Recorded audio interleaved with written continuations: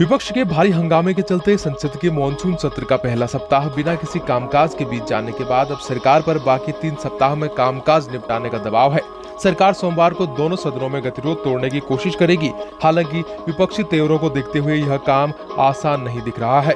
Pegasus जासूसी मामला सरकार के लिए सबसे ज्यादा दिक्कतें पैदा कर रहा है, क्योंकि विपक्ष इस पर जेपीसी और सुप्रीम कोर्ट के मौजूदा जज के नेतृत्व में जांच समिति गठित करने की मांग पर अड़ा हुआ है, जबकि सरकार दोनों सदनों में बयान देकर साफ कर चुकी है कि नियम कानून से बाहर किसी तरह का फोन टेप नहीं किया जा रहा है। अश्लील फिल्में बनाने के आरोप में गिरफ्तार राज कुंद्रा के मामले में नए खुलासों का सिलसिला जारी।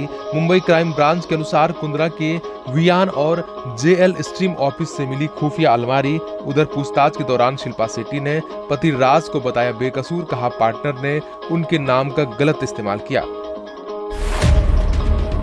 चीन की तैयारियों को देखते हुए भारत ने एलएसी पर अपनी सैनिक क्षमता बढ़ाई। ईस्टर्न लद्दाख एरिया में 15,000 नए सैनिकों को किया तैनात। ईस्टर्न लद्दाख के करीब झिंजियांग प्रांत के साक्वे शहर में लड़ाकू विमानों का नया बेस तैयार कर रहा है चीन।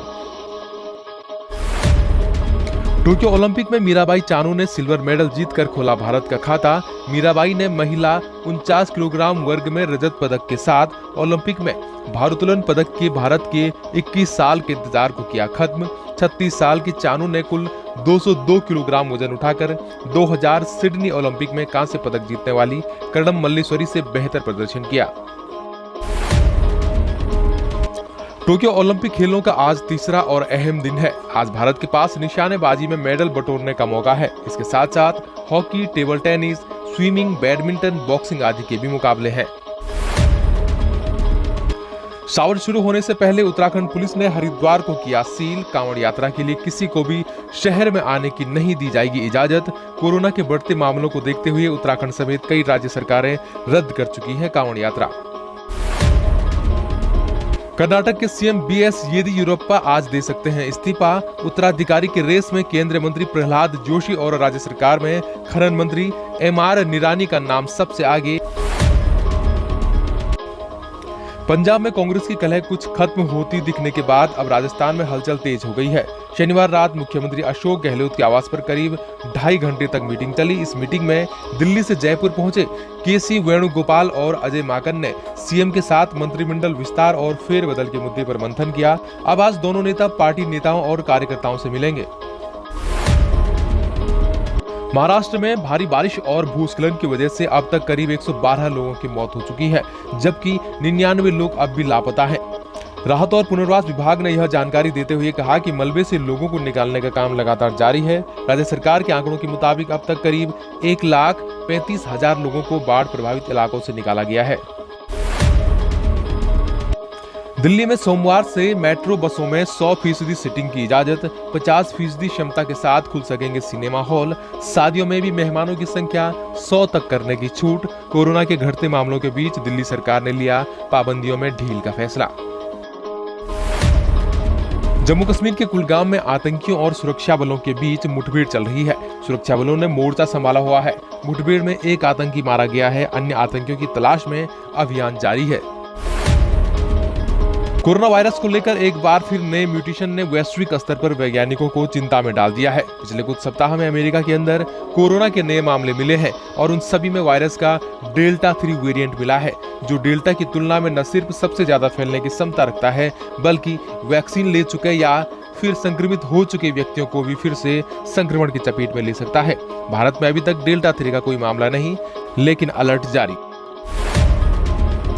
1 अक्टूबर से नए ट्रेंडिंग और डीमेट अकाउंट खोलने के लिए नॉमिनेशन या डिक्लेरेशन फॉर्म भरना होगा जरूरी। साथ ही मौजूदा डीमेट अकाउंट होल्डर्स को 31 मार्च 2022 तक नॉमिनेशन फॉर्म भरने के निर्देश। फॉर्म नहीं भरने पर फ्रीज हो सकता है डीमेट अकाउंट। मेरठ बिजनौर किसान ट्रैक्टर यात्रा आज गाजीपुर बॉर्डर के लिए रवाना होगी। हाईकमान ने यात्रा को बेगमपुल से वाया कंकरखेड़ा NH 58 से निकालने को कहा है। वहीं किसान यात्रा को शहर के अंदर से दिल्ली रोड होते हुए निकालने पर अड़े हुए हैं। तेल विपणन कंपनियों ने पिछले 8 दिनों से पेट्रोल डीजल की कीमतों में बढ़ोतरी को रोका हुआ है। इस बीच पिछले कुछ दिनों से कच्चे तेल में थोड़ी मजबूती आई है और इससे तेल विपणन कंपनियों द्वारा कीमतों में कटौती को रोका जा सकता है। भारत और श्रीलंका के बीच आज से T20 सीरीज की शुरुआत हो रही है। भारतीय समय के अनुसार यह मुकाबला रात 8 बजे से शुरू होगा। वनडे सीरीज जीतकर टीम इंडिया के हौसले बुलंद हैं। शिखर धवन की अगुवाई में 3 मैचों की वनडे सीरीज में श्रीलंका को 2-1 से हराया। इस साल होने वाली T20 विश्व के लिहाज से यह सीरीज अहम मानी जा रही है। गुलाम कश्मीर की विधानसभा के लिए आज मतदान होगा। 45 सदस्यों को चुनने के लिए 32 लाख से अधिक लोग अपने मताधिकार का इस्तेमाल करेंगे। यहाँ मुख्य मुकाबला 3 बड़े राजनीतिक दलों के बीच है। गिलगिट बाल्टिस्तान में चुनाव कराने के लिए भारत पूर्व में पाकिस्तान की आलोचना कर चुका है। भारत ने कहा कि सैन्य कब्जे वाले क्षेत्र के दर्जे में बदलाव की किसी भी कार्रवाई का कोई कानूनी आधार नहीं है।